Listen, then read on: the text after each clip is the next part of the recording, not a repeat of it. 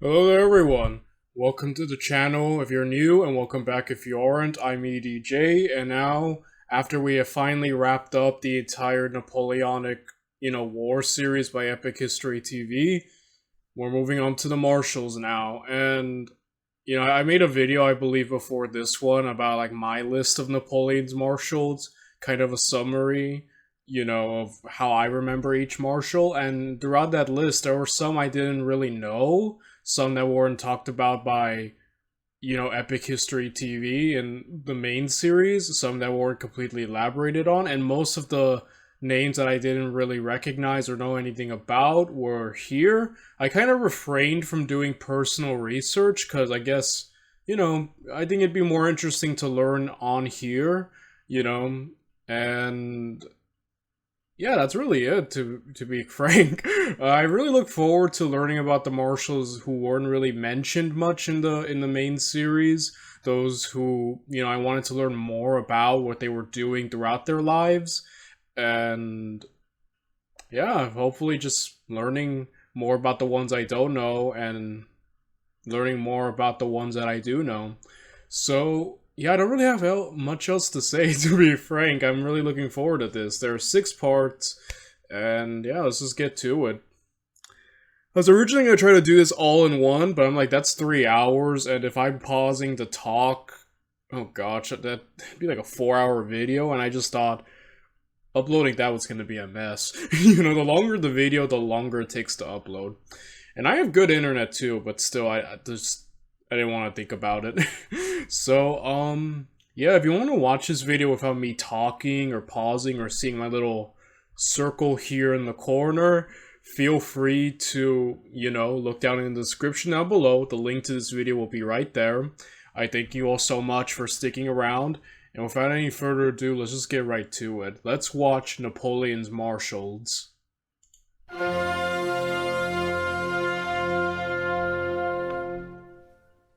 Terror belli, decus pacis. Ornament in peace.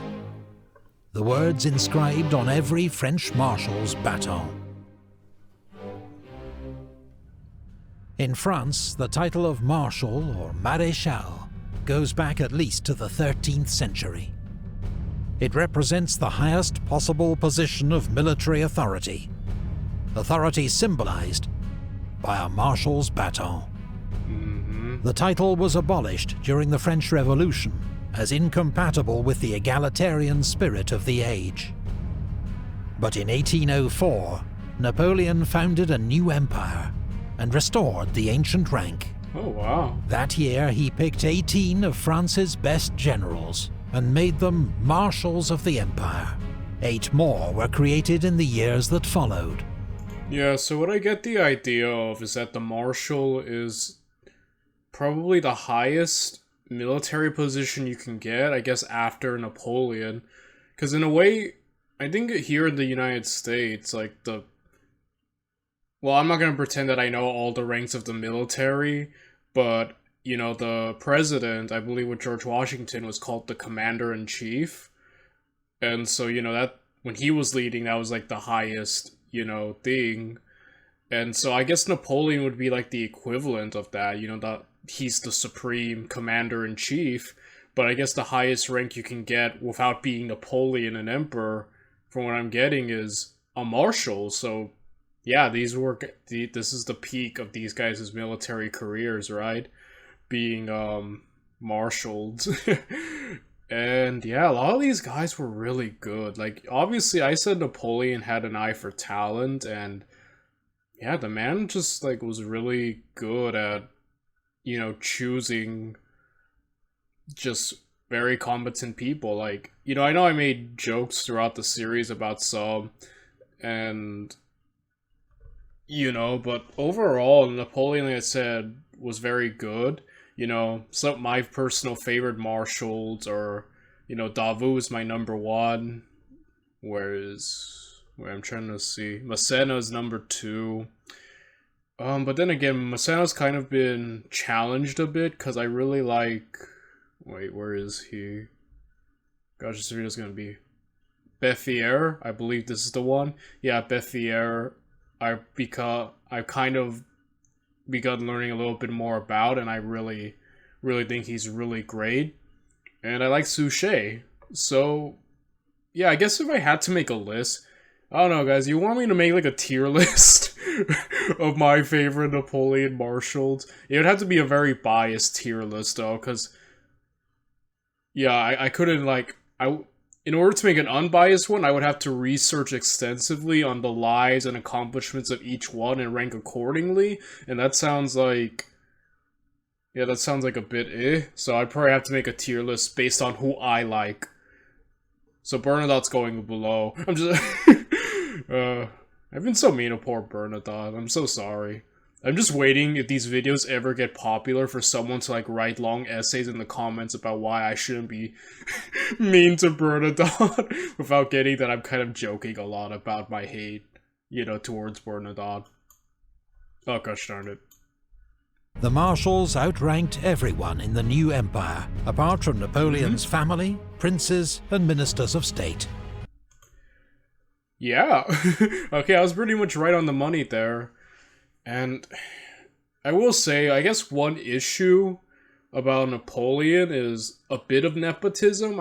Nepotism's where you essentially kind of put people in like really high positions, you know, based on like, I guess if they're friends or relatives. And, you know, like, I feel like, yeah, like with the Russian invasion, he put one of his brothers as like one of the main leaders of that force, and remember, the plan was encircle and trap the Russians right away, but his brother had failed, and I was like, oh, maybe Davout should have been in charge. Like, yeah, I feel like, or when I think of like, of the Spanish, you know, campaign invasion we saw, the Peninsula War, and no offense to Joseph, Napoleon's brother, former king of Spain, but he didn't seem like, you know, ready to be in charge, especially of a military force, and he kind of blundered a lot.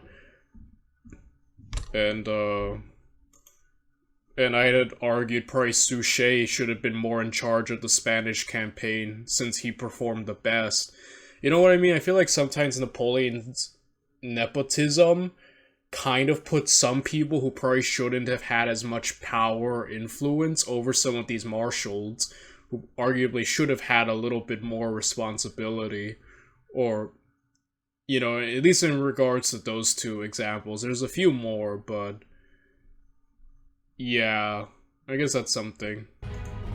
They came from every background, sons of aristocrats and innkeepers, professional soldiers, and those who'd learned on the job, old-school Republicans and Bonaparte loyalists. The youngest, just half the age of the oldest. I was still shocked to find Davout with the youngest. Yeah, I guess I had underestimated his, you know, balding.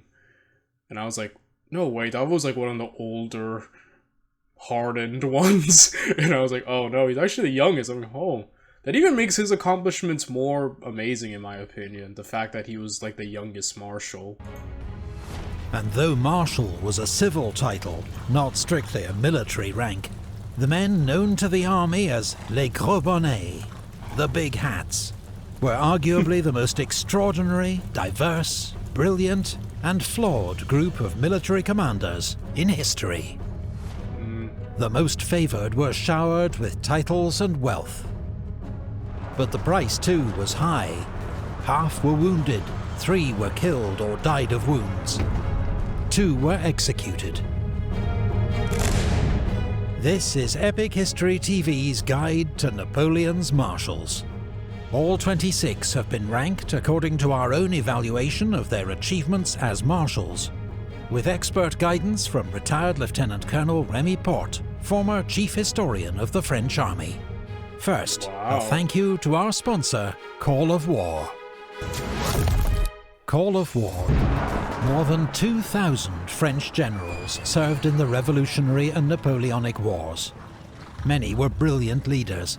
A few probably deserved to be marshals, more than some who were. Any selection can only be difficult and highly subjective, but here's our pick of 12 of the best. Bertrand, Napoleon's faithful aide-de-camp, who commanded 4th Corps at the Battle of Leipzig. Clausel, a veteran commander of the war in Spain. Desaix, Napoleon's close friend, killed at Marengo, aged 31. Prince Eugène, Napoleon's adopted son, a hero of the Russian retreat. Gérard, one of Napoleon's best corps commanders by 1814, made a marshal by King Louis-Philippe in 1830. Jourdan, whose infantry division bore the brunt of the fighting at Auerstedt in 1806, died of wounds near Smolensk in 1812. Junot, who first served with Napoleon at Toulon in 1793, probably committed suicide after his fall from favour in 1813. Lasalle, the Hussar general, among the best light cavalry commanders of the Napoleonic Wars, killed at Wagram, aged 34. Maison, who told his division on the morning of Leipzig that they must win that day or all be killed, made marshal by King Charles X in 1829. Nansouty, the heavy cavalry commander who died of wounds and exhaustion, aged 46. Saint-Cyr, hero of Austerlitz, died of wounds received at Aspern in 1809. Vandamme, of whom Napoleon once said, "If I had to invade hell, I'd want him commanding the vanguard."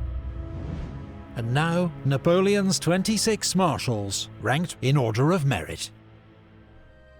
26. Marshal Perino. So I think he's going from, I guess, least to greatest. Let's see. Davout's number. Yeah, he better be number 1. I just wanted to make sure. Is Davout number 1? He better be. As long as he's in the top 3, I'm good. When Napoleon created the first 18 marshals, 4 were honorary marshals, recognized for past service to France. Perino was one of these. A former officer in the Royal Army, he'd won fame in the Revolutionary Wars, fighting the Spanish on the Pyrenees front. He later served as ambassador to Spain. After a brief retirement, he was sent to Italy, and commanded the French left wing at the disastrous Battle of Novi, where the army was routed by Suvorov's Russians, and Perignon was badly wounded and captured. His appointment as honorary marshal in 1804 was a political move by Napoleon, a way to win acceptance for his new empire, by emphasizing continuity with the revolution, by rewarding its military heroes. Perignon never held active command as a marshal, but served as governor of Parma, and later Naples. His eldest son, Pierre, was a cavalry officer, killed at Friedland in 1807. Perignon retired in 1813, but refused to support Napoleon when he returned from exile in 1815 and was stripped of his marshal's baton. His rank was later restored by King Louis XVIII.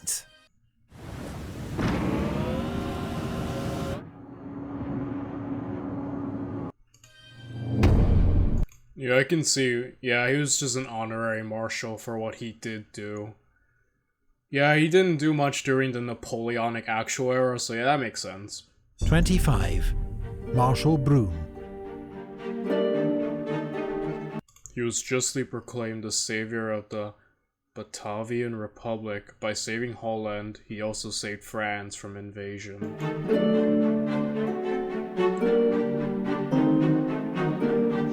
Brun was another marshal whose appointment owed much to politics. As a fiery Republican and former close ally of revolutionary leader Georges Danton, his support was politically useful for Napoleon. Brun joined the army during the Terror, the most extreme period of the revolution. His political connections ensured rapid promotion, and he was sent to help put down a counter-revolutionary revolt in Bordeaux. In 1795, as a 30-year-old brigadier general, he helped Napoleon disperse a royalist mob in Paris with the famous whiff of grape shot. Oh, wow. Brun then served with Napoleon in Italy, fighting in several of his famous early victories. He won a reputation as a fierce divisional commander and enthusiastic plunderer of Italian towns and churches. In 1798, he commanded the French occupation of Switzerland, while extorting 200,000 francs from the wealthy Swiss communes, the equivalent of several $1 million today. It was said that Brun's personal carriage was so laden with gold when it left Switzerland that it immediately broke down. The next year he won his most important victory, while commanding French forces in Holland, defeating an Anglo-Russian army at the Battle of Castricum and saving France from invasion. But a short, calamitous spell commanding the army of Italy convinced Napoleon that Brun was not fit for high command. Instead, he sent him to be ambassador to the Ottoman Empire, where in 1804 he learned that he'd been made a marshal. But Brun's lack of delicacy, combined with a towering sense of self-importance, did not make him a successful diplomat. He was recalled to France, but as governor of the Hanseatic ports, blundered again, drafting a treaty with Sweden that failed to make any mention of the French emperor. Whether a deliberate insult or act of incompetence, Napoleon was furious, and Brun was sacked. Brun spent the next 7 years at his country estate. He bitterly opposed the return of the Bourbon monarchy in 1814, and rallied to Napoleon when he returned from exile the next year.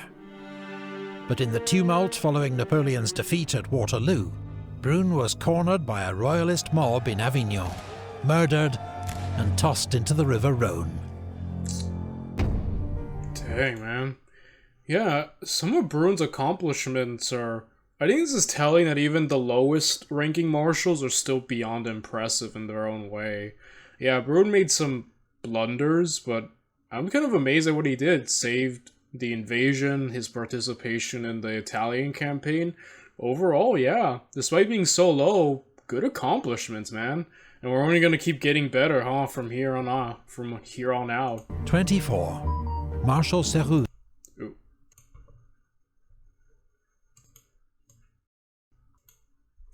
Sorry about the technical difficulties. 24. Marshal Serier. Okay, he retained all the characteristics and severity of an infantry major, an honest man with integrity and reliability, but unfortunate as a general.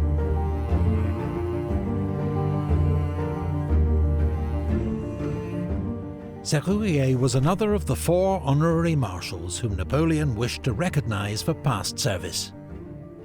In contrast to Brun, Serier was a professional soldier of the old school, a veteran of the 7 Years' War, and a stern disciplinarian.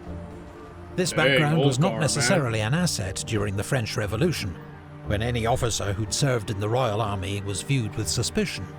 But Colonel Serier's training and diligence were soon recognized as assets to the new French Republic.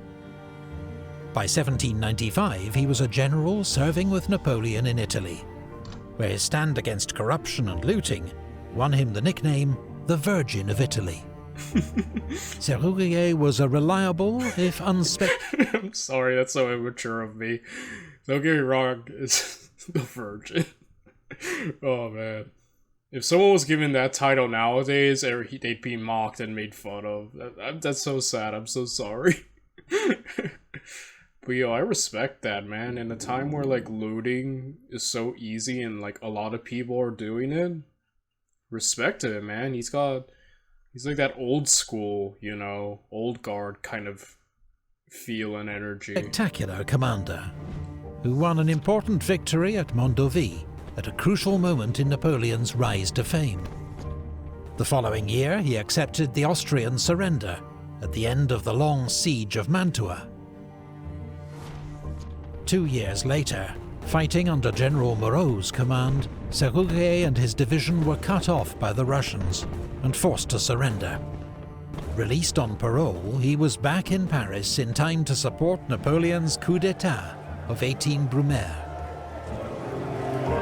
Serier then retired from active command, but Napoleon, remembering his past service, made him an honorary marshal and governor of Les Invalides, the retirement home and hospital for old soldiers.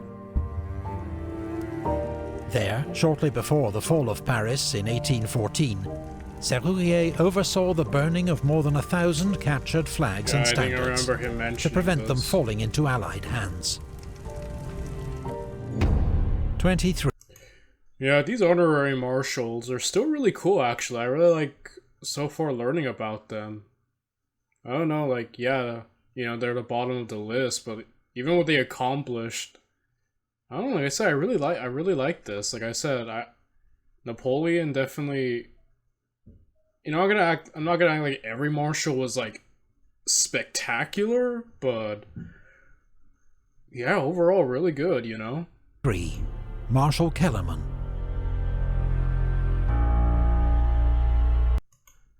Okay. I think that I was probably the boldest general who ever lived, but even I wouldn't have dared to take post there.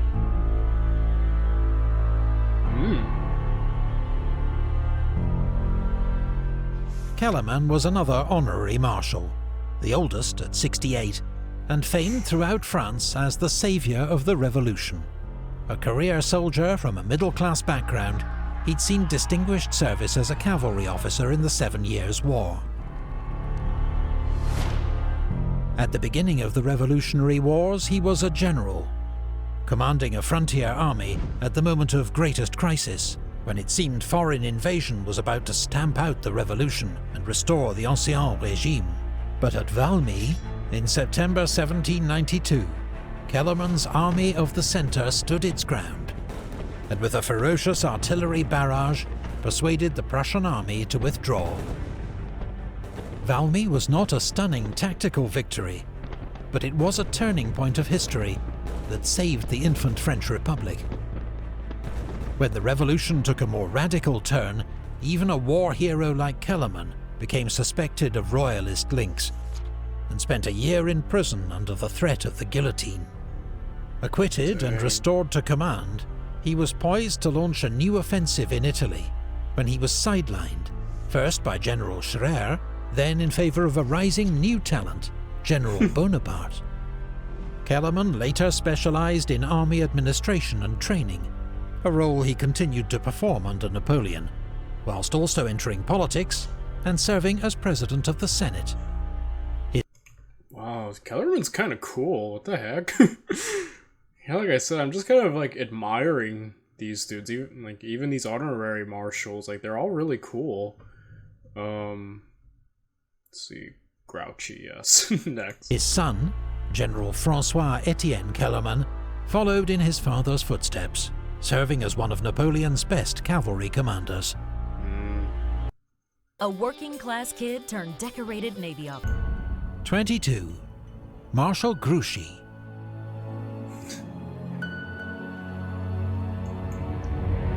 Yeah, Grouch.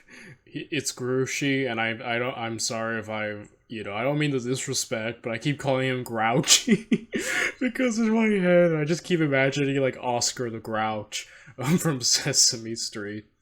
But yeah, Grouchy, I'm gonna try to be more respectful to these men. But Grouchy, it's fun. I think I mentioned in my video that like in the Napoleon's Marshals that I think he got hated on because he followed orders. And I think the big thing about Waterloo is that he was sticking a lot to Napoleon's orders, but that created an issue of him not being able to stop the Prussians. And that's funny, like, you know, he didn't take the initiative as many of other marshals probably would have. And that's ultimately what came back to bite him. He followed his orders. And I think he definitely got some unnecessary hate for that. Like, yeah, Napoleon was kind of infamous, right? For being upset if anyone went against what he wanted. So, yeah, yeah, I don't think Grouchy deserves to be hated on, in my opinion. His conduct was unforeseeable, as if his army on the march had been struck by an earthquake and swallowed up. Yeah, probably Napoleon was even bitter at him, but it's like, man, Grouchy probably doesn't deserve that much hate.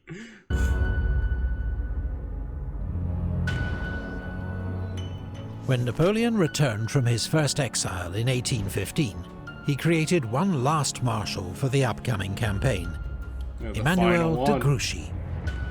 Although now infamous for failing to march to Napoleon's aid during the Battle of Waterloo, up to that moment Grouchy had had a long and distinguished military career. An aristocrat who embraced the French Revolution, Grouchy served with distinction throughout the Revolutionary Wars, fighting counter-revolutionaries in the Vendée and serving in Italy, where he was wounded and captured at the Battle of Novi. Under the Empire, Grouchy excelled as commander of a dragoon division in Marshal Murat's cavalry reserve. He was praised by the Emperor for his part in the great French charge at Eylau, played an important role buying time for Napoleon at Friedland, and expertly covered the French right wing at Wagram.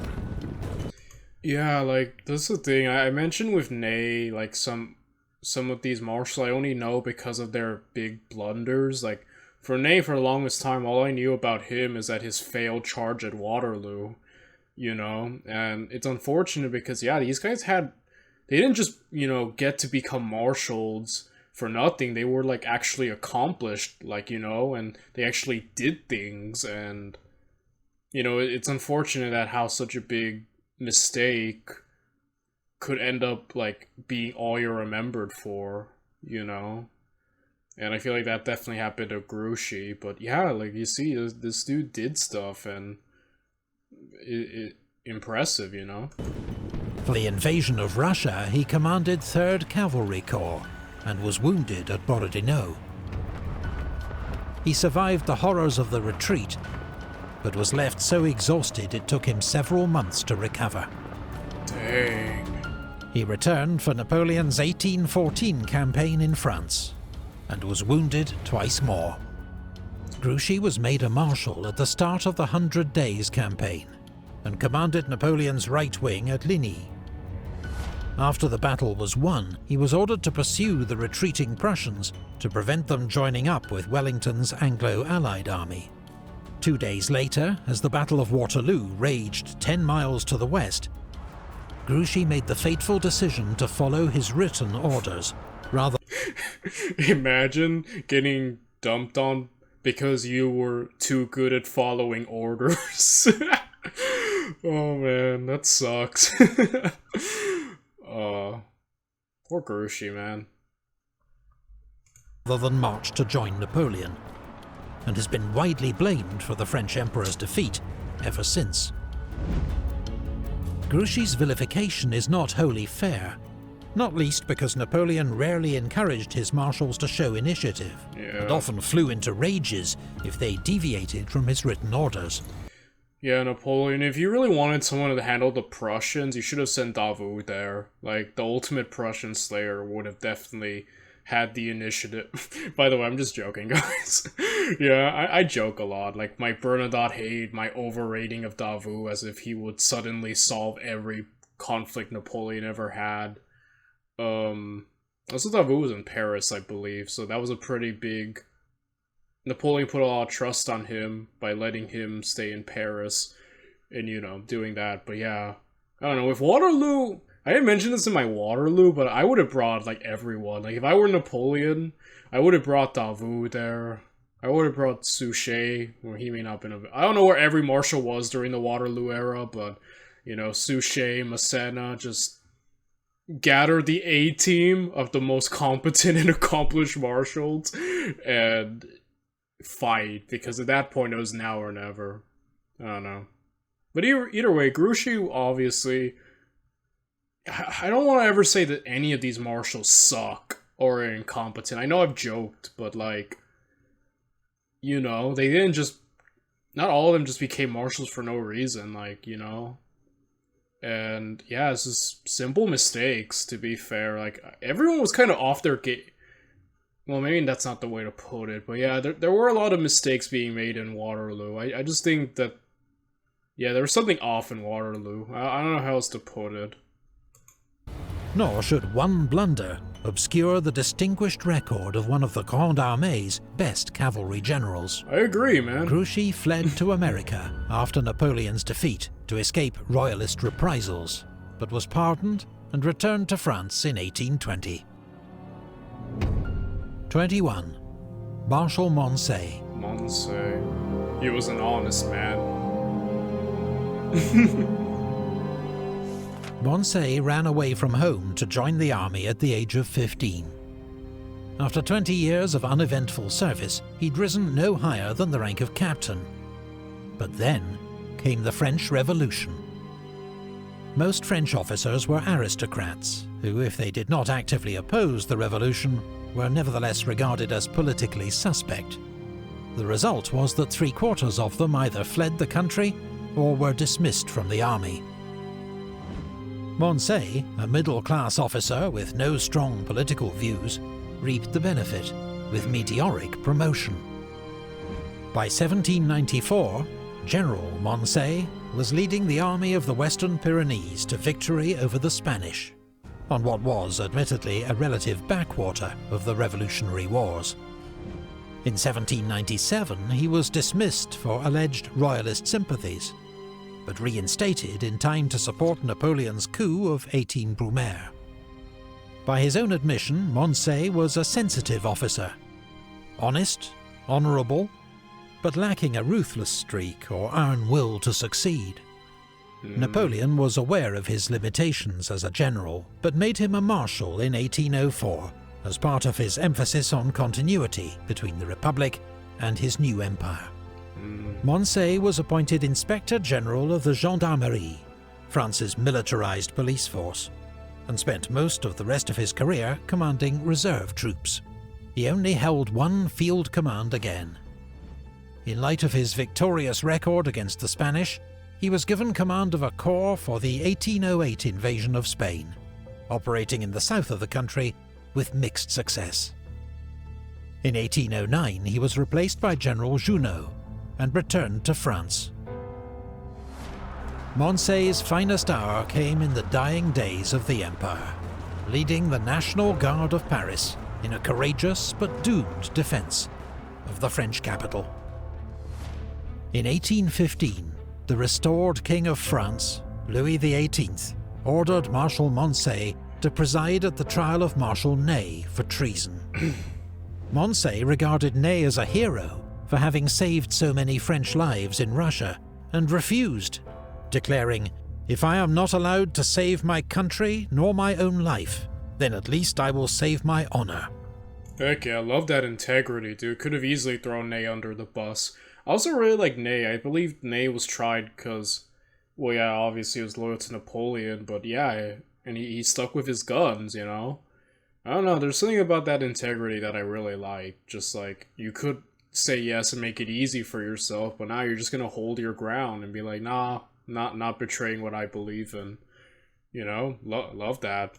After a short spell in prison, Moncey was allowed to resume his military career, becoming governor of Les Invalides, in which role he presided over the repatriation of Napoleon's remains from St. Helena in 1840. At the end of the ceremony, the 86-year-old Marshal Moncey announced, "And now, let us go home to die." What if the promise of better work wasn't just something we dreamed about? 20. Marshal Poniatowski. A man of noble character, brimming over with honor and bravery.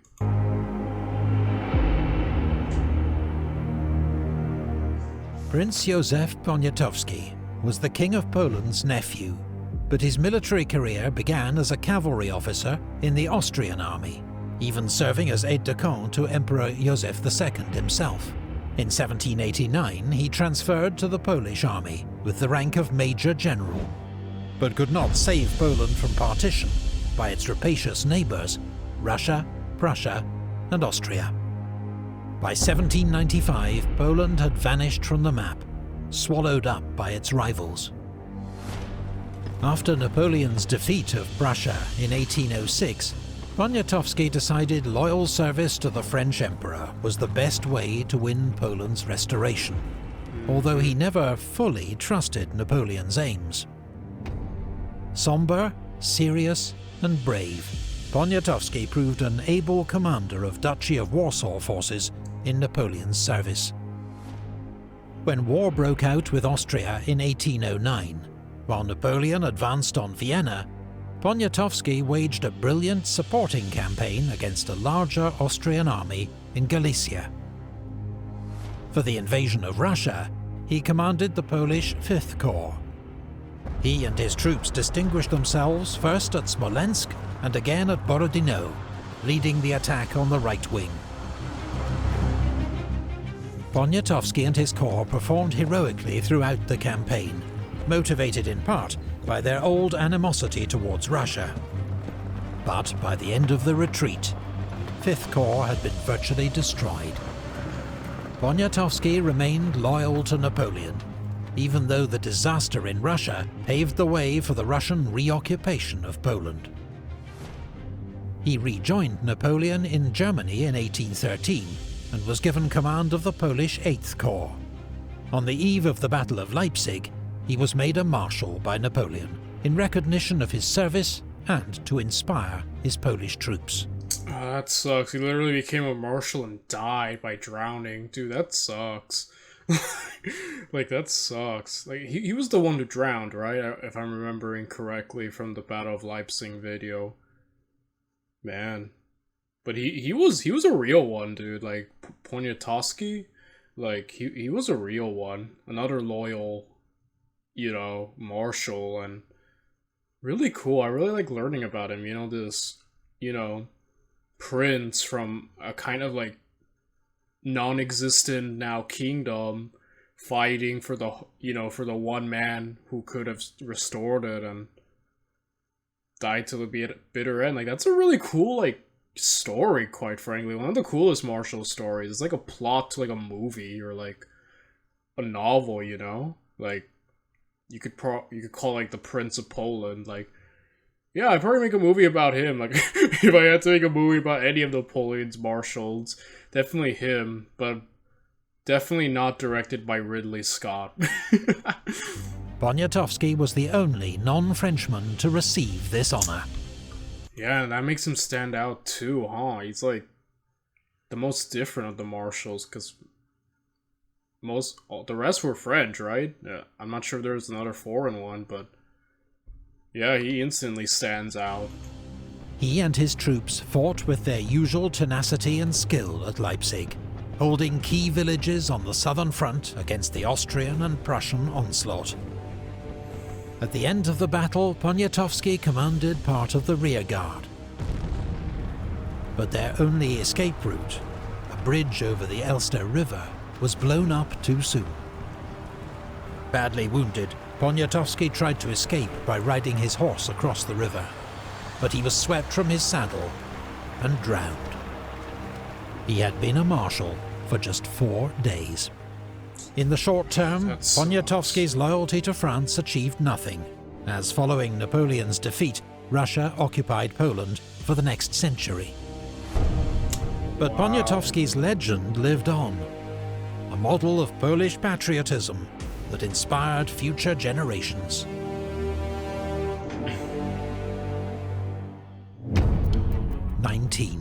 Marshal Jourdan.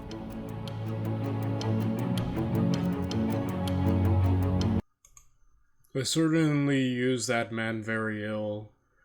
Jourdan is a true patriot, and that is the answer to many things that have been said about him. As a young French private, Jourdan saw combat in Georgia during the American Revolutionary War, but he then caught a fever that led to his discharge and plagued him for the rest of his life. When the French Revolution began, he was elected captain of his local National Guard unit, fought at the battles of Jemappes and Hochschutter, and was rapidly promoted to general. In 1794, he made his name defeating coalition forces at the Battle of Fleurus. This was a crucial victory of the Revolutionary War, which handed France control of Belgium for 20 years. It was also notable for the French army's use of balloon reconnaissance, the first effective use of an aircraft in military history. Jourdan became a prominent politician under the Directory, lending his name to a law that formalized France's policy of mass conscription. As a committed Republican, Jourdan refused to support Napoleon's coup of 18 Brumaire, but his fame as the victor of Fleurus was enough to ensure he became a marshal in 1804. Jourdan was on good terms with Napoleon's elder brother, Joseph. When Joseph became king of Spain in 1808, Jourdan went with him as his military advisor.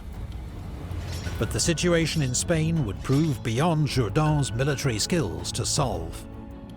He faced stubborn resistance from the Spanish and Portuguese, supported by the British, and an equally stubborn refusal to cooperate from other French marshals in Spain, theoretically under Jourdan's command, but who repeatedly ignored his orders and openly questioned his competence. Marshal Soult in Andalusia was a prime offender, while Marshal Victor's insubordination at the Battle of Talavera contributed directly to the French defeat. Struck by another bout of ill health, Jourdan went home to recover. 2 years later he returned to Spain, but at the Battle of Vitoria in 1813, he and King Joseph were outmaneuvered and decisively beaten by Wellington. Yeah, and he lost his baton, I believe. Yeah, which is striking because we haven't heard about any other marshals losing their baton, at least throughout the main series that he covered. So yeah, sadly, Jourdan, was the marshal who lost his baton, leading to the collapse of the Bonapartist Kingdom of Spain. Jourdan never held a major command again, but his 20 years of service and evident patriotism were widely recognized and respected. He was made a peer by Napoleon, a count by Louis XVIII, and died in 1833 while serving as governor of Les Invalides. Perino, Brun, Serier, Kellerman, Grouchy, Moncey, Poniatowski, Jourdan. 8 down, 18 to go. Join us for part 2, when we'll continue the countdown. Coming soon. Well, yeah, guys, that was the first part. I'm gonna turn off this light. Yeah, I usually don't like it because lighting, but I think it'll be much easier. Because after a while the light bugged me. But yeah, that was a really cool first thing. I really like learning about these guys, and I have to say, granted, I have my least favorite marshals and some who I think are way more better than others, but yeah, a lot of these men are still accomplished, and even the worst of marshals in my mind, even the ones who I don't think are the best, still accomplished. And I want to put respect on all these men's names. They're braver than I couldn't dare join the military. And just nothing but respect, man, for all these guys. And I'm really looking forward to learning more. I really like it because I like this deeper look and dive into the marshals and kind of seeing what makes them tick, because they were, some of these guys were only mentioned once or twice throughout the main series, so it's kind of cool to see so that's what happened to them, that's what they were up to, that's what they were doing, and what happened to them after. It kind of, this feels like a good epilogue series, a really good epilogue series after the main thing, because it's what happened to everyone, where did everyone go, what did they do with their lives? Yeah, I really, really love this. So, yeah, guys, I'm gonna leave it at that. We're gonna be moving on to the next part, which is, let's see, Bernadotte, Argerot, yeah, so definitely looking forward to that, and I will see you guys in that video. Bye, everyone.